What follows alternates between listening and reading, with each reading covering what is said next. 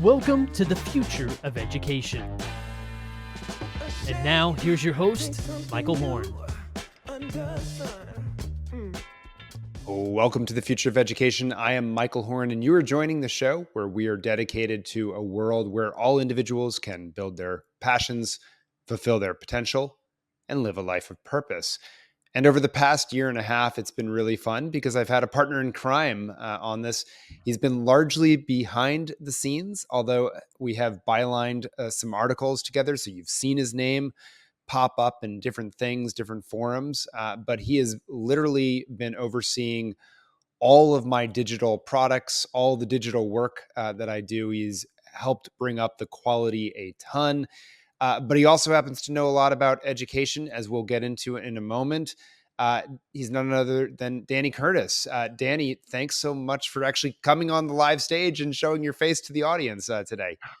Thanks, Michael. It's great to have the chance to step in front of the mic today. Well, why don't you tell folks about yourself? Because part of this idea is we want you to be in front of the mic a little bit more, either riffing with me, bylining with me, or maybe even interviewing some guests. I know you've done one interview that's super interesting coming down the pipeline, but why don't you give people a taste of, your background, your experience in education specifically, and workforce issues as well, before you and I teamed up to start doing some of this work together. Well, outside the work that you and I have done, Michael, I've also worked in education and workforce policy, as you mentioned, at the state and local level in a nonprofit, all towards designing systems that do a better job of connecting learners to opportunity. And got my start in this work as a high school English teacher in California, where I met so many inspiring people, teachers, administrators, students, and saw incredible work being done.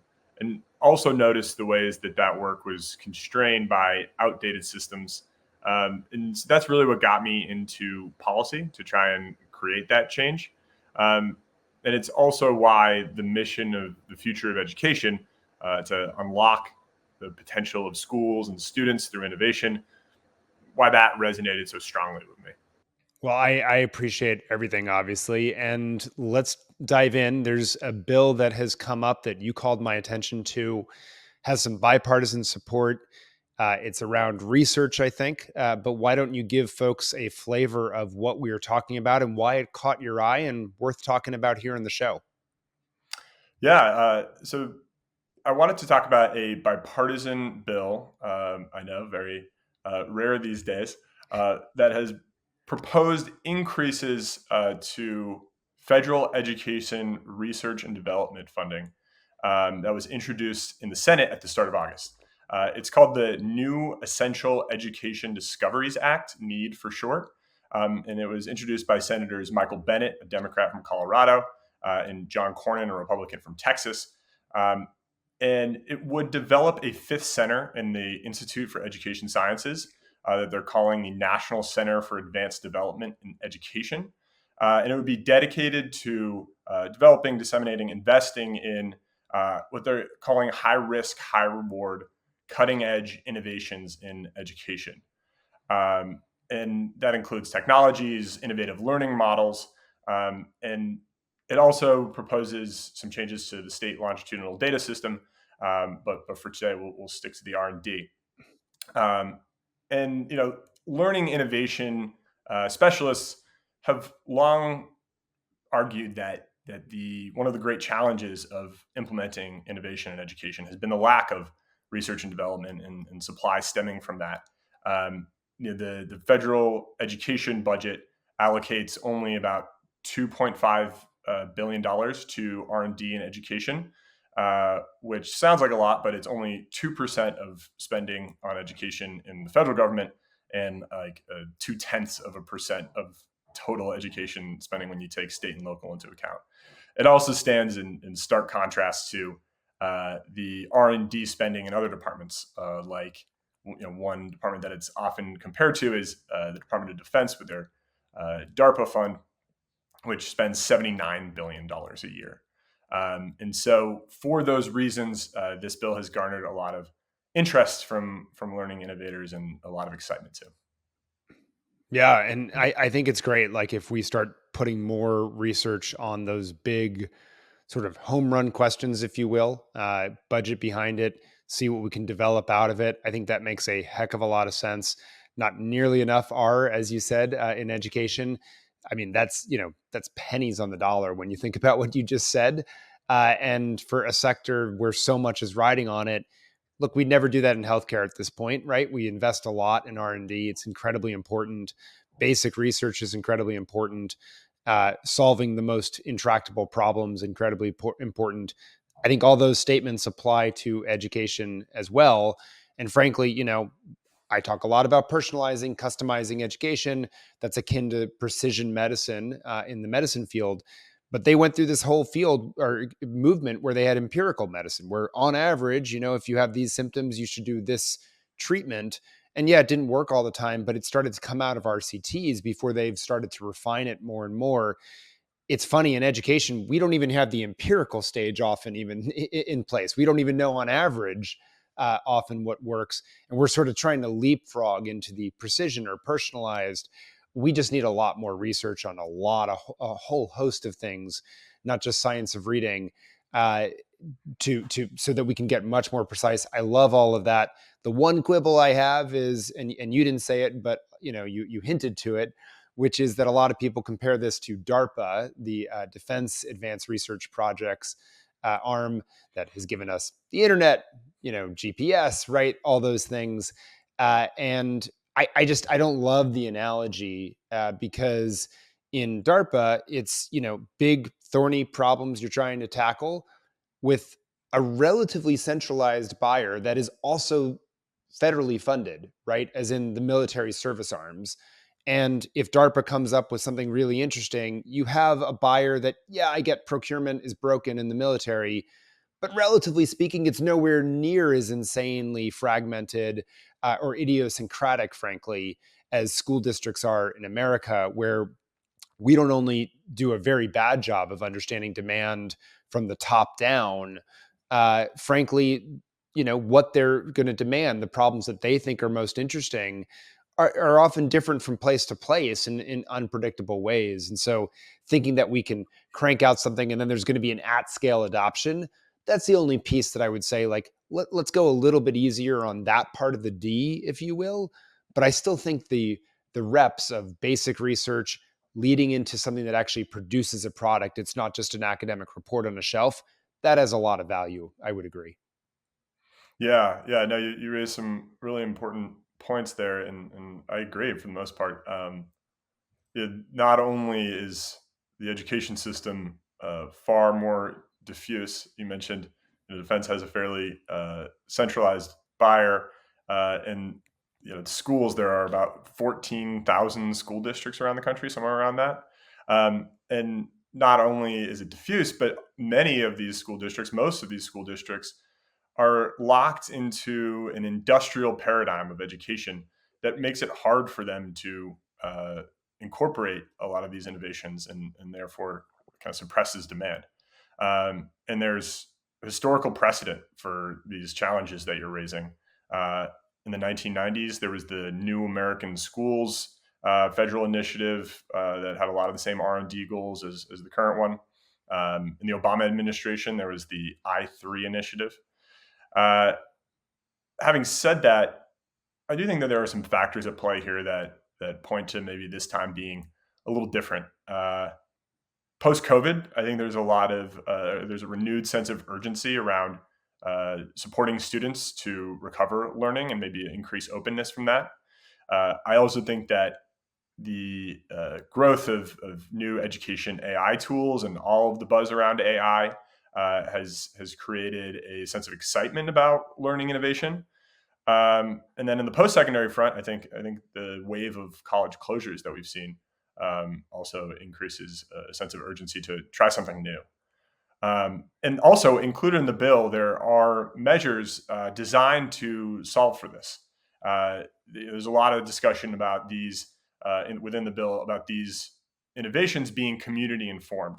And the plan for going about that is they would create these advisory panels, and they'd be comprised of teachers, specialists, parents, students, and the idea there being that they want to ensure that what is being produced by this new center is solving for problems that exist in the schools, and so they're kind of working to ensure that whatever is created, there is a practical use for.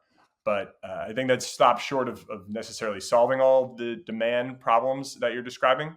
But there is more that can be done at the state, federal, local level to stoke demand as well. Yeah, and in some ways, let's have the breakthroughs, and then we can figure out the demand side of the equation. Right? Is I think part of the thinking that I think would be great. Anytime we can get researchers, frankly, they struggle often to get into districts to do really good research.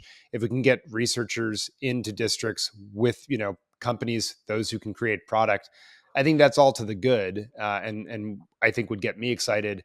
I'll add one other thought, which is we also know that there's another bipartisan bill around research. It's much more around the model providers. Our friend Joel Rose and New Classrooms has spoken about this in the past.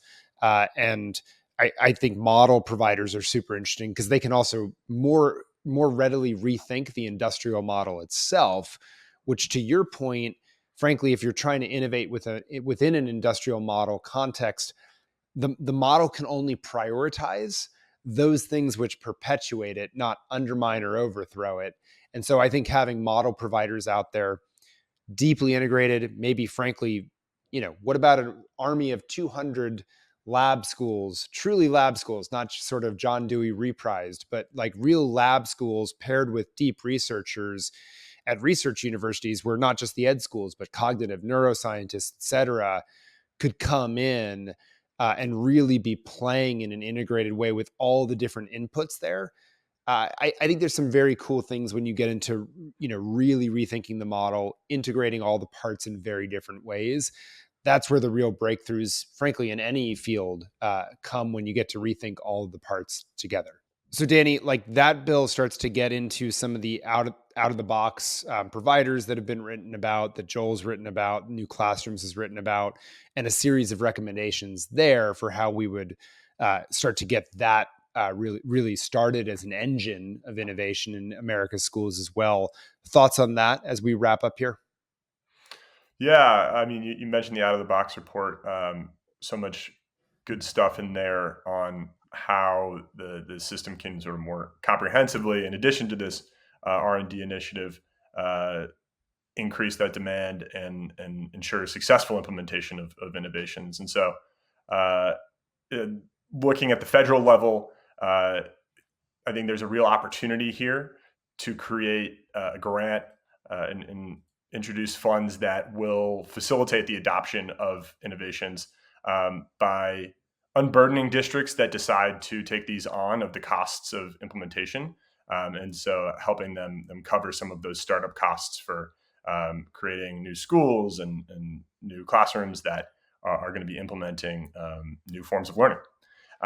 Both state and federal level, there's an opportunity to uh, change regulation, open up flexibility around testing and procurement, so that districts can implement these innovations to their best ability or to their fullest potential. Rather, the California math framework that was implemented at this time last year stands out as a really good example of that to me. And then at the local level and at the school level, Michael, you write a lot about how difficult it is for an organization to or a school to build the classroom of tomorrow while also operating the classrooms of today. And so I think schools can start thinking about creating those separate arms that are dedicated to innovation and dedicated to thinking up new ways of teaching and learning. Yeah, Uh, it's a great point. It's a great point, Danny. Sorry, keep going. well, I was just going to bring it back to your earlier point around model providers. Um, Mm. there are we've already talked about the diffuse nature of our education system. So many districts doing so many different things. It can be really difficult to have your finger on the pulse of learning innovation when you are operating a school day in and day out and doing that difficult work. And so partnering with model providers who do have that landscape and have worked on implementing these new forms of teaching and learning across the country can be a great way to really get the ball rolling and ensure the success of implementing innovations. Yeah, no, all of that makes a lot of sense. And I think to your point, and we'll wrap up with this thought, is that as you start to have, different arms, different educators coming to the table with space, time, and their only job is to create these new models and then find places for them, that makes sense, right? Asking someone to operate your classroom and innovate in a radically different way doesn't make sense. You never ask pilots to come up with new ways, to build airplanes. That's insane. And similarly, I think with schools, frankly, that's true in healthcare too. We're not asking the doctors on the front line to come up with the vaccines. They're giving input into the vaccines, but they're not actually, doing that sort of work itself. That's where the researchers, the developers, et cetera, come together. Same principle here in some ways. Like, it's surprising that we think, oh, why aren't schools innovating more? Well, of course they aren't, because they're trying to operate the schools and serve the kids. And like, of course you need other people to do it. So great set of points all around. Really appreciate you bringing this bill to the fore so we could talk about it. And we'll look forward to seeing you much more on the future of education. And for all of you tuning in, it'll be a relief because you won't just see my mug made for radio on the screen. You'll also get to see Danny. So thanks so much for joining us. We'll see you next time.